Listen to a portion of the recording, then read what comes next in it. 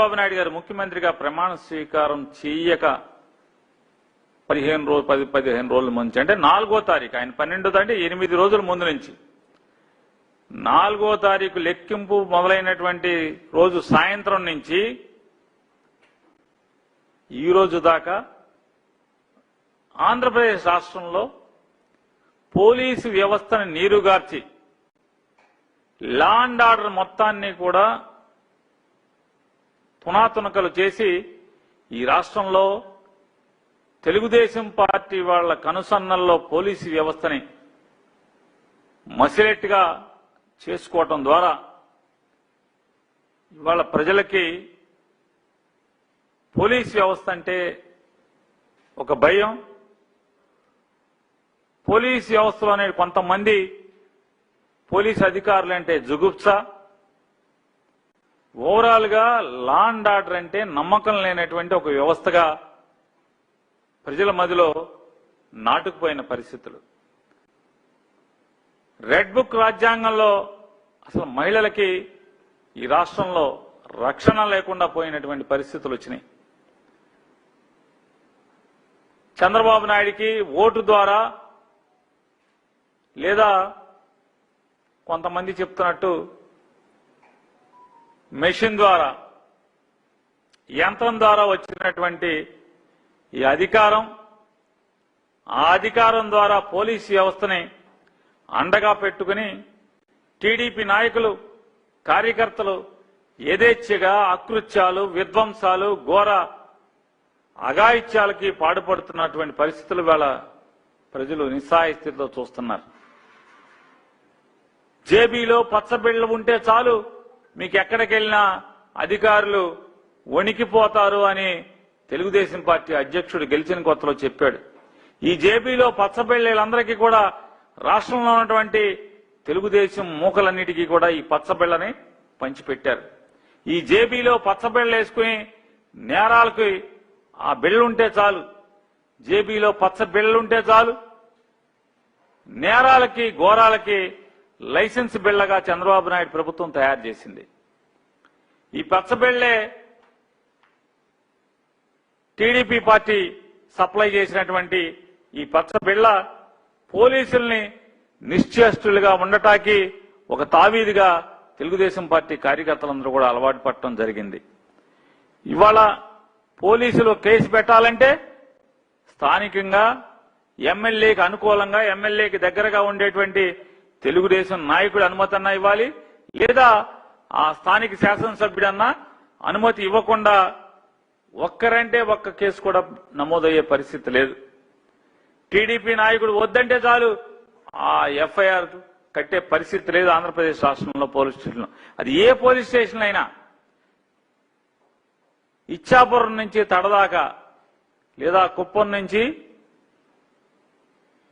మచిలీపట్నం దాకా మీరు ఏ police station అన్న తీసుకోండి, ఏ పోలీస్ స్టేషన్ అయినా సరే తెలుగుదేశం పార్టీ వాళ్ళు చెప్పితే గాని ఎఫ్ఐఆర్ తెగన పరిస్థితి. ఇవాళ ఎంత దుర్మార్గానికి ఒడిగడుతున్నారంటే, న్యాయం చేయాలంటే పోలీసులు పోలీస్ స్టేషన్ కంటే కూడా పోలీస్ స్టేషన్లో కాగితం ఇచ్చి లేదా ఎమ్మెల్యే ఇంటికి వెళ్లి అక్కడ ఎమ్మెల్యేతో ఫోన్ చేయించుకుని ఇవాళ పోలీస్ స్టేషన్కి వస్తే కానీ పోలీస్ స్టేషన్లో పోలీసులు చెవులతో వాళ్ళ ఫిర్యాదుని వినే పరిస్థితి లేకపోవటం. ఇవాళ పోలీస్ స్టేషన్ చుట్టూ ఎన్నిసార్లు చెప్పులు అరికేలాగా తిరిగినా కూడా ప్రజలకు న్యాయం దొరికేటువంటి పరిస్థితి లేదు. పోలీసుల దగ్గర స్పందన రావాలంటే తెలుగుదేశం పార్టీ వాళ్ళు ఫోన్ చేయాలి, లేదా ఎమ్మెల్యే ఫోన్ చేస్తే గానీ పోలీస్ స్టేషన్లో ప్రజలకి, సామాన్యులకి న్యాయం దొరకనటువంటి పరిస్థితులు ఇవాళ ఆంధ్రప్రదేశ్ రాష్ట్రంలో గడిచిన 2 ఏళ్ల నుంచి మనం చూస్తున్నాం. భారత పార్లమెంటు అంటే భారతదేశం యొక్క పార్లమెంటు రూపొందించినటువంటి చట్టాల కంటే కూడా ఈ రెడ్ బుక్ రాజ్యాంగమే ప్రస్తుత పోలీసులకి పరమావధిగా ఉండటం మనందరి దురదృష్టకరమైనటువంటి పరిస్థితులు. బిఎన్ఎస్ గాని బిఎన్ఎస్ఎస్ గాని సెక్షన్ల కన్నా నారా చంద్రబాబు నాయుడు సెక్షన్లో, లోకేష్ సెక్షన్లో రాష్ట్రంలో అమలవుతుండటం మన కర్మ. ఈరోజు ఇవాళ రాష్ట్రంలో ఈ రకంగా ఉంటాం. ఈ దారుణాలకి, ఈ తెలుగుదేశం పార్టీ వాళ్ళ యొక్క దారుణాలకి, పోలీసుల యొక్క ఏమీ చేయకుండా తోలు బొమ్మల్లాగా నిలబడి ఉండేటువంటి బొమ్మల్లాగా ఉండేటువంటి పరిస్థితులు ఇవాళ దీనికి బలవుతున్నది ఎవరయ్యా అంటే ప్రధానంగా మహిళలు, చిన్నారులు, బలహీన వర్గాలు, దళితులు, గిరిజనులు మాత్రమే ఈ వ్యవస్థకి బలవుతున్నటువంటి పరిస్థితులు మనం చూస్తున్నాం. అత్యధికంగా బాధింపబడే వర్గాలు లేదా సర్వనాశనం అవుతున్నటువంటి లేదా అన్ని సర్వం కోల్పోతున్నటువంటి వర్గం ఏదైనా ఉందంటే అది మహిళా లోకం.